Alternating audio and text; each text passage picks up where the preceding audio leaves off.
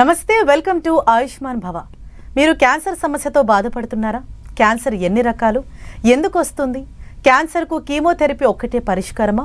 Cancer సమస్యలకు చికిత్స విధానాలపై వివరించేందుకు మనతో పాటు స్టూడియోలో ఉన్నారు Yashoda hospital senior radiation oncologist doctor Nivalika garu. మరి డాక్టర్ని అడిగి మరిన్ని సలహాలు సూచనలు తెలుసుకుందాం. నమస్తే మ్యామ్. నమస్తే. అయితే అసలు క్యాన్సర్ అనగానే ఆ వర్డ్ వింటేనే చాలామంది భయపడిపోతూ ఉంటారు. అందులోనూ రేడియేషన్ చేయించుకున్న వారు రేడియో యాక్టివ్గా మారిపోతారని, వారి వల్ల ఇతరులకు కూడా ప్రమాదం ఉందని చెప్పేసి చాలా భయపడుతూ ఉంటారు. ఇది నిజమేనంటారా? ఏం చెప్తారు మీరు? చాలామంది పేషెంట్స్ మరియు వాళ్ళ రిలేటివ్స్లో ఉన్న అతిపెద్ద భయం ఏంటి అంటే రేడియేషన్ తీసుకున్న తర్వాత పేషెంట్ రేడియో యాక్టివ్గా మారిపోతారని, అంటే పేషెంట్ నుంచి రేడియేషన్ వస్తుందని. ఇది చాలా పెద్ద మిత్, చాలా పెద్ద అపోహ. Radiation is nothing but CT scan. పేషెంట్కి సిటీ స్కాన్లో ఏదైతే ఎక్స్రేస్ వాడతామో, ఎక్స్రే మషిన్లో ఏదైతే ఎక్స్రేస్ వాడతామో అవే రేడియేషన్ మషిన్లో కూడా వాడతాము. సో ఆ ఎక్స్రేస్ అనేది, ఆ రేడియేషన్ అనేది పేషెంట్ ద్వారా వెళ్ళిపోతుంది. అండ్ వన్స్ బీమ్ ఆఫ్ అయ్యాక ఆ రేడియేషన్, ఆ కిరణాల ప్రభావం మొత్తం పోతుంది. సో పేషెంట్ నుంచి ఎలాంటి రేడియేషన్ మళ్ళీ బయటికి రాదు. So once patient is out of the machine and out of the treatment, patient నుంచి ఎలాంటి రేడియేషన్ రాదు. సో ఇంటికి వెళ్ళాక పేషెంట్ అందరితో కలిసి భోజనం చేయొచ్చు, చిన్నపిల్లలతో ఆడుకోవచ్చు, సేమ్ వాష్రూమ్ యూజ్ చేయొచ్చు. Patient is not radio active after taking treatment. అలాగే అసలు ఈ రేడియేషన్ ప్రాసెస్ అన్నది, ఆ ట్రీట్మెంట్ ఏ విధంగా చేస్తారంటే చాలా మంది రేడియేషన్ అంటే చాలా నొప్పిగా ఉంటుంది, సూదులతో గుచ్చుతారు బాడీలో అని చెప్పేసి అంటూ ఉంటారు. అంటే ఈ ప్రొసీజర్ ఏ విధంగా ఉంటుంది? సో రేడియేషన్ యాక్చువల్లీ బయట పేషెంట్స్కి కానీ జనరల్ పబ్లిక్కి కానీ రేడియేషన్ అంటే ఎలా ఉంటుందో అని ఒక పెద్ద puzzle. Radiation is actually very simple and painless treatment. అదొక ఎక్స్రే లేదా ఇన్ఫ్యాక్ట్ ఒక సిటీ స్కాన్ మాదిరిగానే ఉంటుంది. ఇందాక చెప్పినట్టు patient will lie down on the table, అంటే పేషెంట్ టేబుల్ పైన పడుకుంటారు. అండ్ సిటీ మషిన్లా, ఆల్మోస్ట్ సిటీ మషిన్ లానే రేడియేషన్ మషిన్ కూడా ఉంటుంది. రేడియేషన్ మషిన్ పేషెంట్ చుట్టూ, ఆ టేబుల్ చుట్టూ తిరుగుతుంది. అరౌండ్ 5 to 6 minutes ట్రీట్మెంట్ అయిపోతుంది. సో పేషెంట్ ప్రశాంతంగా టేబుల్ మీద పడుకొని ఉంటారు, మషిన్ తన పని తను చేసుకొని అయిపోతుంది ట్రీట్మెంట్. దెన్ పేషెంట్ లేచి యాజ్ యూజువల్ ఇంటికి వెళ్ళిపోతారు. So it's a very simple treatment. 5 to 6 minutes అయిపోయే ట్రీట్మెంట్. హాస్పిటల్కి వచ్చి కొన్నిసార్లు వెయిటింగ్ పడవచ్చు 20-25 minutes, కానీ it's a simple treatment. And ఎలాంటి సూదులు గుచ్చడం, కోతలు లాంటివి ఏముండవు. It's a painless treatment. Patient సింపుల్గా it's an OP treatment also. Patient సింపుల్గా హాస్పిటల్కి వచ్చి ట్రీట్మెంట్ తీసుకొని ఒక half an hourలో they go back to home. So it's a రేడియేషన్తో పేషెంట్ ఇచ్చేటప్పుడు కూడా పేషెంట్కి ఎలాంటి నొప్పి, మంట, కరెంట్ సెన్సేషన్ కానీ వైబ్రేషన్స్ కానీ ఎలాంటి ఫీలింగ్స్ ఉండవు. It's a simple CT scan type treatment. చాలా మంది అంటే ఈ రేడియేషన్ తీసుకున్న పేషెంట్స్లో జుట్టు రాలిపోతూ ఉంటుంది, అది ఒక ప్రధాన సమస్యగా చెప్తూ ఉంటారు. అంటే గుండె అయిపోతుంది, వెంట్రుకలు చాలా రాలిపోతుంది. అంటే ఈ హెయిర్ లాస్ అనేది నిజంగా అవుతుందా రేడియేషన్ తీసుకుంటే? చాలా మంది బయట అసలు క్యాన్సర్ అంటేనే, క్యాన్సర్ ట్రీట్మెంట్ అంటేనే బాల్డెస్, క్యాన్సర్ పేషెంట్ అంటే ఒక బాల్డ్నెస్ ఉన్న పేషెంట్లా ఊహించుకుంటారు. First of all treatments doesn't cause badness. Baldness only chemotherapy ద్వారా వస్తుంది. కీమోథెరపీ ఎందుకంటే మనం బ్లడ్లో ఇస్తాం ఇంజెక్షన్స్, అది హోల్ బాడీలో సిస్టమిక్ ట్రీట్మెంట్, బాడీ మొత్తం ఎఫెక్ట్స్ ఉంటుంది కాబట్టి డిస్టెన్స్ సైడ్ ఎఫెక్ట్స్ రావచ్చు. సో బాల్డ్నెస్ వస్తుంది. అది కూడా ఆల్ కీమో డ్రగ్స్ తోటి బాల్డ్నెస్ రాదు. హెయిర్ లాస్ అనేది ఓన్లీ ఫ్యూ కీమో డ్రగ్స్తోనే వస్తాయి. అన్ని క్యాన్సర్ ట్రీట్మెంట్స్కి బాల్డ్నెస్ అనేది రాదు, ఫ్యూ క్యాన్సర్ డ్రగ్స్కే వస్తాయి. And that is also temporary. Treatment అయిపోయిన కొద్ది రోజులు again that hair gross back. So it's not permanent.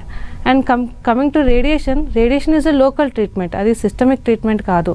Radiation only ఒక చోటనే ఇస్తాం. ఎక్కడైతే జబ్బు ఉందో, ఎక్కడైతే ట్రీట్మెంట్ ఇవ్వాలనుకుంటున్నామో అంతవరకే రేడియేషన్ ఉంటుంది. దాని సైడ్ ఎఫెక్ట్స్ కూడా అదే ఏరియాలో రెస్ట్రిక్ట్ అయ్యి ఉంటుంది. సపోజ్ ఒక ప్రోస్టేట్ క్యాన్సర్ పేషెంట్కి మనం పెల్విస్లో రేడియేషన్ ఇస్తున్నాము, he will not get side effects in the hair or other parts of the body. ఎక్కడైతే రేడియేషన్ ఇస్తున్నామో అంతవరకే సైడ్ ఎఫెక్ట్స్ ఉంటుంది. సో ఇఫ్ బ్రెయిన్ ట్యూమర్ పేషెంట్కి మనం హెడ్కి రేడియేషన్ ఇస్తున్నాం అనుకోండి, అప్పుడు ఏ ఏరియాలో అయితే ట్యూమర్ ఉంది, ఎక్కడి నుంచి అయితే బీమ్ వెళ్తుందో అంతవరకు స్పెసిఫిక్ హెయిర్ లాస్ రావచ్చు, టెంపరీ హెయిర్ లాస్ రావచ్చు. అది కూడా రేడియేషన్ అయిపోయాక మళ్ళీ గ్రోత్ హెయిర్ బ్యాక్ గ్రోత్ అవుతుంది. సో రేడియేషన్ జనరల్గా అందరికీ హెయిర్ లాస్ అయితే చేయదు. ఎక్కడైతే ట్రీట్మెంట్ ఇస్తున్నామో ఆ స్పెసిఫిక్ ఏరియాలో టెంపరీగా హెయిర్ లాస్ అవుతుంది. ఓకే. అలాగే మ్యామ్, అంటే ఈ రేడియేషన్ అన్నది ఒక లాస్ట్ ఆప్షన్గా చాలా మంది భావిస్తూ ఉంటారు. అంటే రేడియేషన్ అన్నది జనరల్గా ఒక క్యాన్సర్ పేషెంట్కి ఏ స్టేజ్లో ఉన్నప్పుడు సజెస్ట్ చేస్తారు? రేడియేషన్ ఇస్తున్నామంటే పేషెంట్ లాస్ట్ స్టేజ్లో ఉన్నారు అనేది ఒకప్పుడు మాట.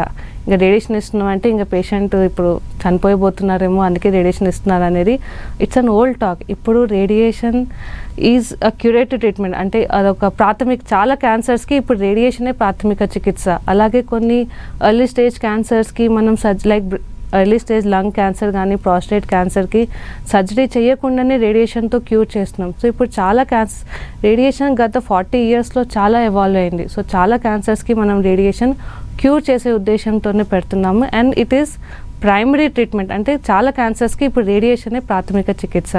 సో రేడియేషన్ పెడుతున్నామంటే ఇంకా పేషెంట్ ఇంకా పని అయిపోయింది, పేషెంట్ ఇంకా మేబీ లాస్ట్ స్టేజ్లో ఉన్నారేమో, ఇంకా రేడియేషన్ పెడితే పేషెంట్ బాడీ మొత్తం కాలిపోయి పేషెంట్ లేవలేకుండా వెళ్ళిపోతారు అనేది ఇదన్నీ అపోహలే. ఇప్పుడు radiation is a primary treatment and patient radiation తీసుకున్నాక కూడా చాలా హెల్దీగా ఇంటికి వెళ్తున్నారు, చాలా యాక్టివ్గా హెల్దీగా with good quality of life ఇంటికి వెళ్తున్నారు.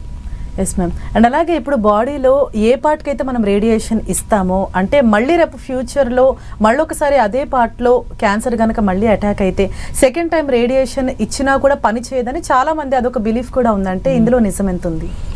ఒకప్పుడు రేడియేషన్ ఒక ఫ్లడ్ లైట్స్ లాంటిది ఉండేది, అంటే ఒక లార్జ్ ఏరియాలో కంటిన్యూస్గా ట్రీట్మెంట్ వెళ్ళేది. So 4 to 5 weeks or 6 weeks larger ఏరియాలో రేడియేషన్ పెట్టేవాళ్ళం. కానీ లాస్ట్ 40 yearsలో రేడియేషన్ చాలా ఎవాల్వ్ అయింది. ఇప్పుడు మనం ఒక స్మాల్ ఏరియాకి జస్ట్ 1 mm 2 mm మార్జిన్ తోటి హై డోస్ రేడియేషన్ ఇవ్వగలుగుతున్నాం. ఇవే అడ్వాన్స్ రేడియేషన్ టెక్నిక్స్. ఈ అడ్వాన్స్ రేడియేషన్ టెక్నిక్స్ వల్ల చుట్టుపక్కల ఏరియాకి చాలా తక్కువ డోస్ వెళ్తుంది, చాలా తక్కువ సైడ్ ఎఫెక్ట్స్ అవుతుంది. అండ్ అవి లాంగ్ టర్మ్ సైడ్ ఎఫెక్ట్స్ కూడా సరౌండింగ్ స్ట్రక్చర్స్కి చాలా తక్కువ ఉంటుంది.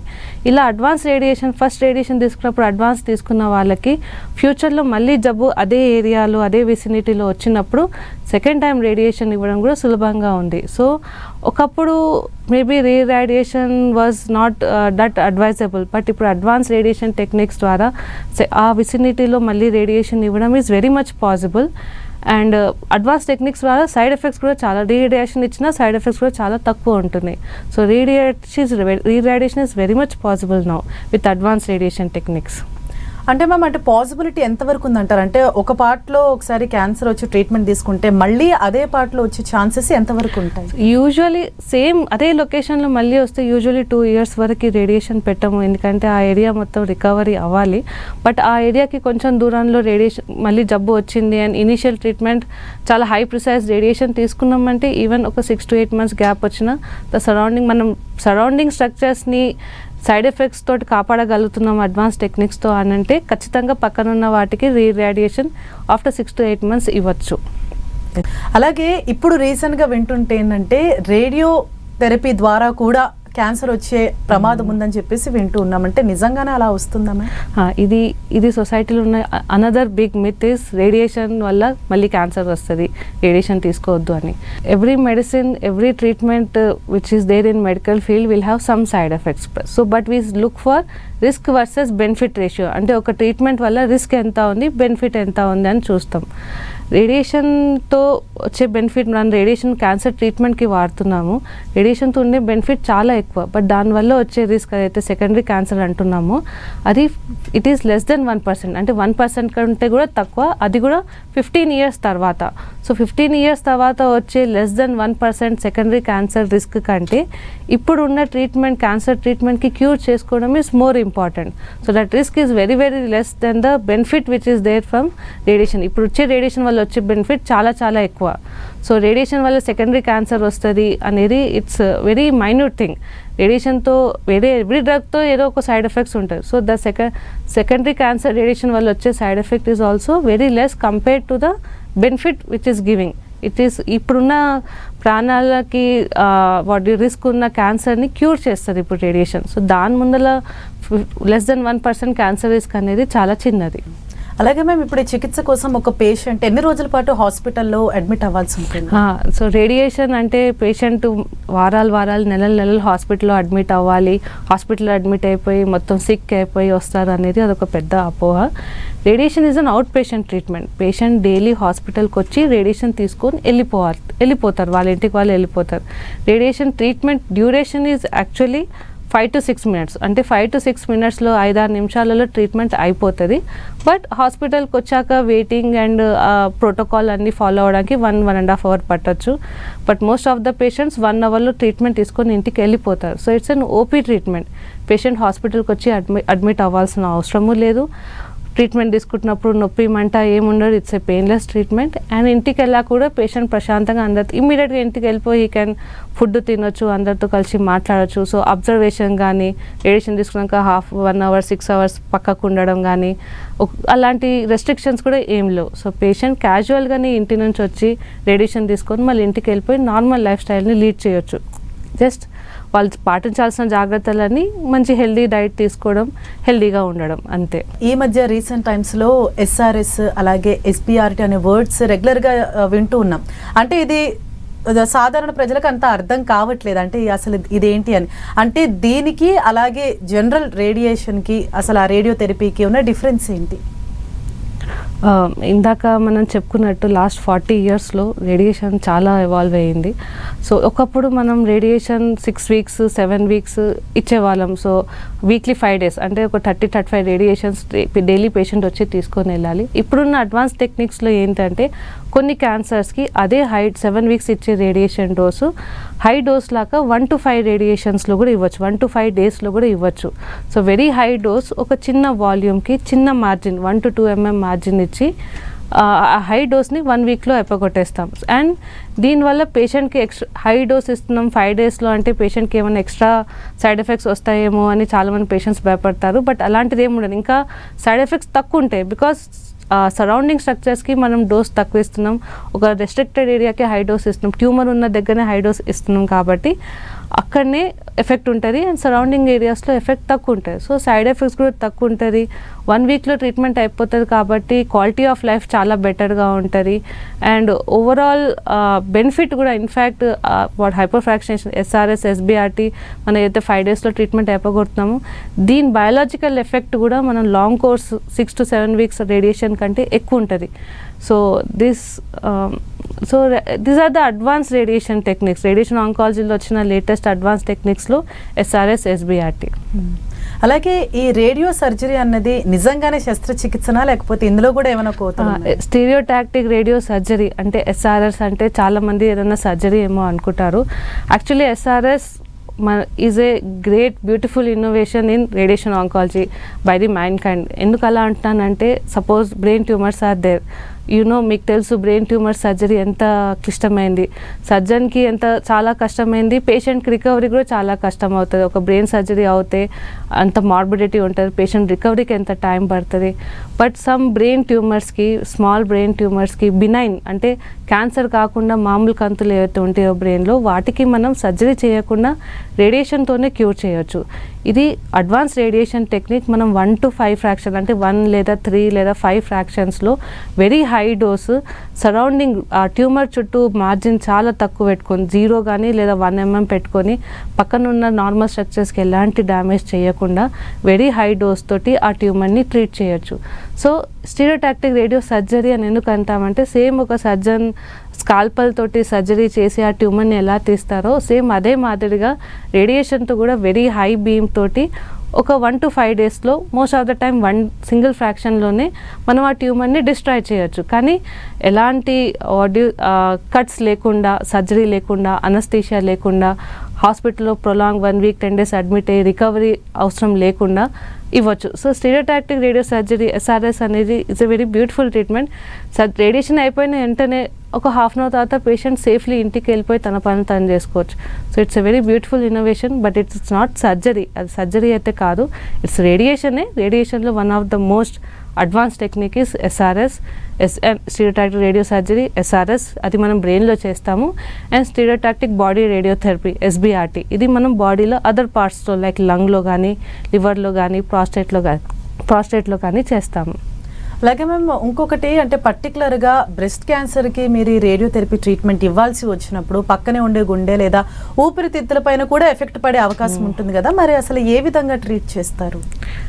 So as you know most common cancer ఇండియాలో is breast cancer. Most common cancer ఫీమేల్స్లో బ్రెస్ట్ క్యాన్సరే, ఇండియాలో ఓవరాల్ మోస్ట్ కామన్ క్యాన్సర్ కూడా బ్రెస్ట్ క్యాన్సరే. సో బ్రెస్ట్ క్యాన్సర్కి సర్జరీ కీమో తర్వాత కామన్గా మనం పెట్టేది రేడియేషనే. And left side breast cancer పేషెంట్స్కి ఒక భయం ఉంటుంది, హార్ట్కి ఏమైనా రేడియేషన్ వెళ్తుందా అనేసి.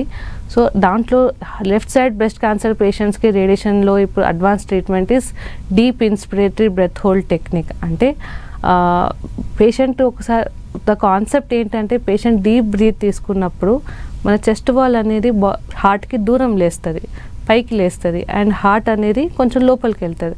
అలాంటప్పుడు మనం రేడియేషన్ చెస్ట్ వాల్, బ్రెస్ట్ క్యాన్సర్లో మనం రేడియేషన్ ఇచ్చే ఏరియా ఇస్ చెస్ట్ వాల్. ఎక్కడైతే బ్రెస్ట్ తీసేసారో ఆ చెస్ట్ వాల్కి రేడియేషన్ పెట్టాలి.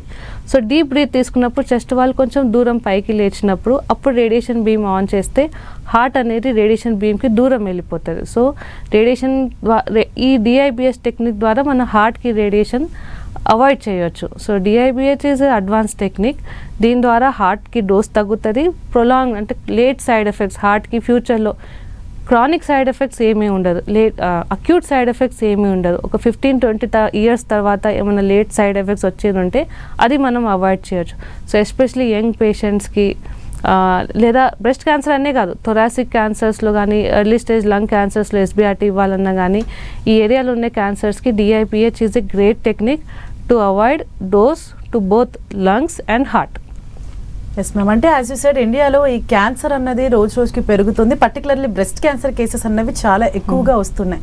అసలు మెయిన్ రీజన్ ఏంటి మ్యామ్? అంటే ఆ క్యాన్సర్ రావటానికి ఏ విధంగా మనం దాన్ని రాకుండా మనం జాగ్రత్త పడవచ్చు, ముందు జాగ్రత్త? Cancer is a multifactorial. Cancer ఈ ఒక్క కారణం వల్ల వచ్చిందని చెప్పడానికి లేదు. ఒకప్పుడు cancer most smoking and alcohol వల్ల 30-35% cancers were responsible, but now it is multifactorial. All our life style habits have changed now. మనం తినే విధానం కానీ మనం ఉంటున్న విధానం కానీ, ఒబేసిటీ చాలా పెరిగింది, సెడెంటరీ లైఫ్ స్టైల్ అయిపోయింది. So everywhere adulteration is there, so its pollution is there everywhere. So our lifestyle has become adulterated as a whole. So మనం ఎక్కువ క్యాన్సర్ వచ్చిందంటే ఒక పేషెంట్ నా ఫ్యామిలీలో ఎవరికి లేదు, నాకు ఎందుకు వచ్చిందంటారు. Genetic cancers are only 5%, 5-10%. 90-95% cancers are environmental. అంటే మన ఎన్విరాన్మెంట్లో ఉన్న క్యాన్సర్ ఇండ్యూసింగ్ ఫ్యాక్టర్స్ ఏవైతే ఉంటాయో గాలిలో కానీ, ఫుడ్లో కానీ, మన లైఫ్ స్టైల్లో కానీ. So 95% cancers are environmental, only 5% are genetic. So ఫ్యామిలీలో ఎవరికి లేకున్నా మన బాడీలో మన చుట్టూ జరిగే పరిణామాలు, చిన్నప్పటి నుంచి పెద్ద అయ్యాక పరిణామాల వల్ల మన బాడీలో జెనెటిక్ చేంజెస్ అయ్యి క్యాన్సర్ ఎప్పుడన్నా ఎవరికైనా ఏ టైంలోనా రావచ్చు. సో నాకు క్యాన్సర్ ఎందుకు వచ్చింది అనేది is very difficult to answer. Smoking and alcohol are decreasing, but overall risk factors are increasing సొసైటీలో. సో ఎవరైతే స్మోకింగ్, ఆల్కహాల్ లేదా gutka whatever those addictions ఉన్న వాళ్ళకి మనం పిన్ పాయింట్ చేయొచ్చు, దీనివల్ల నీకు ఓరల్ క్యావిటీ క్యాన్సర్ వచ్చింది అని, లేదా ఎక్సెసివ్ ఆల్కహాల్ వల్ల లివర్ క్యాన్సర్ వచ్చింది అని. కానీ రిస్క్ ఫ్యాక్టర్స్ లేకుండా కూడా చాలామంది క్యాన్సర్స్ వస్తున్నాయి. So one particular cancer risk ఫ్యాక్టర్కి పిన్ పాయింట్ చేయలేం, because cancer is a multifactorial now. So ఎవరికన్నా క్యాన్సర్ ఎప్పుడన్నా రావచ్చు, ఎనీ టైం రావచ్చు. అండ్ ఆ క్యాన్సర్ మళ్ళీ వాళ్ళ పిల్లలకి క్యారీ అవుతుందా అనేది పెద్ద భయం చాలామంది పేషెంట్స్కి. బట్ మన నుంచి వేరే వాళ్ళకి క్యారీ అవ్వడం కంటే వాళ్ళు ఆల్రెడీ ఆ ఎన్విరాన్మెంటల్ రిస్క్ ఫ్యాక్టర్లో మీరు ఏ రిస్క్ ఫ్యాక్టర్లో ఉన్నారో వాళ్ళు కూడా అదే రిస్క్ ఫ్యాక్టర్లో ఉన్నారు. సో అందరికీ క్యాన్సర్ రిస్క్ ఉంది. ఫ్యామిలీ హిస్టరీ ఉన్న వాళ్ళకి ఒక 10% ఎక్కువ రిస్క్ ఉంది. సో ఈ రిస్క్ ఫ్యాక్టర్స్ కట్ చేయడం is one side. What we can do is regular checkup. రెగ్యులర్గా 30-35 ఇయర్స్ తర్వాత రెగ్యులర్గా హోల్ బాడీ చెకప్ చేయించుకోవడం, డాక్టర్ని మీట్ అయ్యి వాళ్ళకున్న కంప్లైంట్స్ కానీ ఫ్యామిలీ హిస్టరీని బట్టి ఏం టెస్ట్లు ఎక్కువగా చేయించుకోవాలి అనేది, అవన్నీ ఆ గైడ్లైన్స్ ఏవైతే ఉన్నాయో అవి రెగ్యులర్గా ఫాలో అవ్వడం. రీసెంట్గా అంటే ఈ క్యాన్సర్కి సంబంధించి హెచ్పివి వ్యాక్సిన్ అని చెప్పేసి చాలా వింటూ ఉన్నాం. అంటే దీనివల్ల యూజ్ ఏంటి, ఎవరికి ఇది వేస్తారు? So HPV vaccine is a vaccine against the cancers caused by HPV virus. అంటే హెచ్పివి వ్యాక్సిన్ అదొక vaccine, only HPV human papilloma virus వల్ల వచ్చే క్యాన్సర్స్కి ప్రివెన్షన్ ఇచ్చేది HPV vaccine.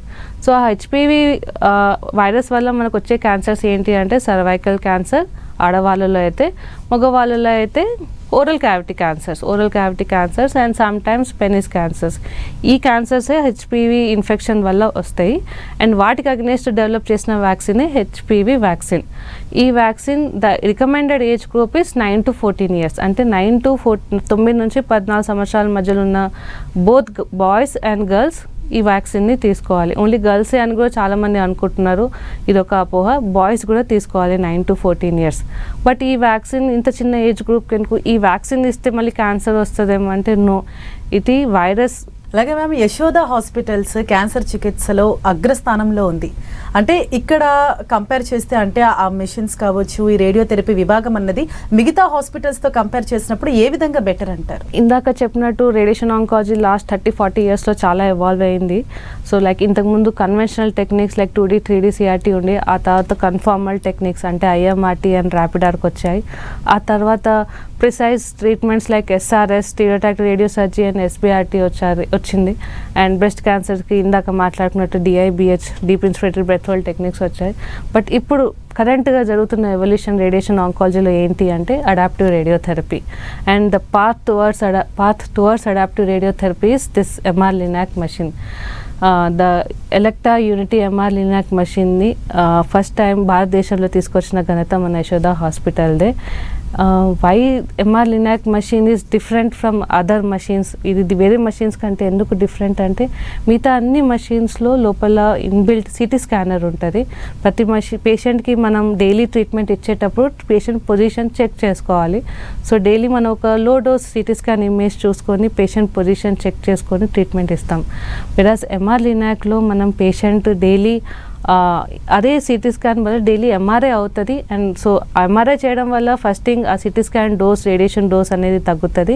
Second, MRI clarity ఎక్కువ ఉంటుంది. సో మనం పేషెంట్ పొజిషనే కాకుండా ట్యూమర్ పొజిషన్ కూడా ఎంతో ఖచ్చితంగా మనం చూడొచ్చు. సో అడాప్టివ్ రేడియేషన్ అంటే డైలీ పేషెంట్ కరెక్ట్గా సేమ్ అదే పొజిషన్లో పండుకున్న, ఒకవేళ ట్యూమర్లో ఏమైనా మూమెంట్ ఉందనుకోండి, అది సైజ్ తగ్గడం కానీ, లేదా మన బ్రీతింగ్ ప్యాటర్న్ వల్లనో, లేదా మన ఫుడ్ డైజెస్ట్ అవ్వడం వల్ల మన బవల్ మూమెంట్ వల్లనో, ఒకవేళ ఆ ట్యూమర్లో ఏమైనా మూమెంట్ ఉందనుకోండి, ఆ మూమెంట్ మనం రియల్ టైంలో MR Linac మెషిన్లో చూడొచ్చు.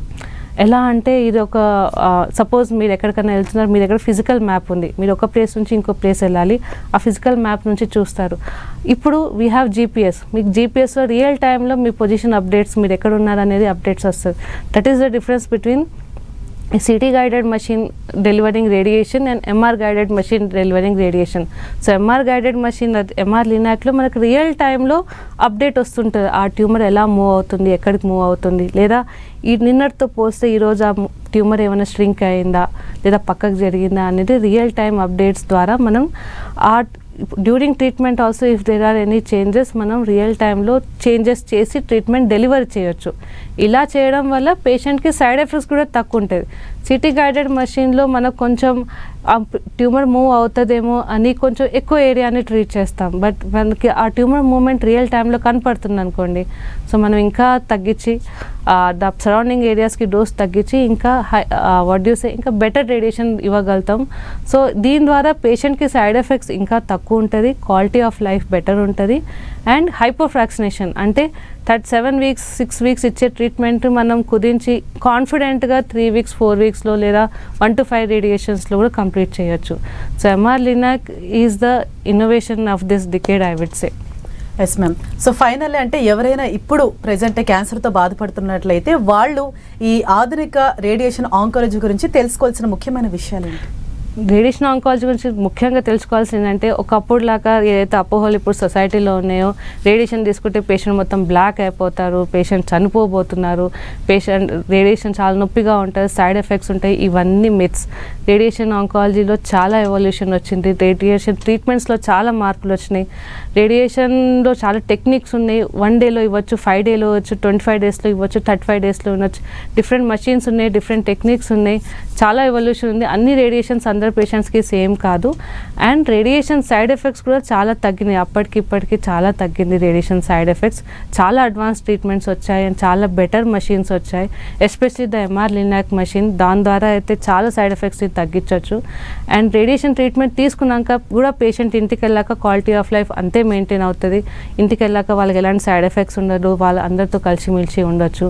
So radiation evolution is radiation evolution is towards the maintain the dignity and quality of life of the patient. So ఒకప్పుడు లాగా రేడియేషన్ని అంటే మీరు భయపడకండి, radiation is major treatment in cancer care.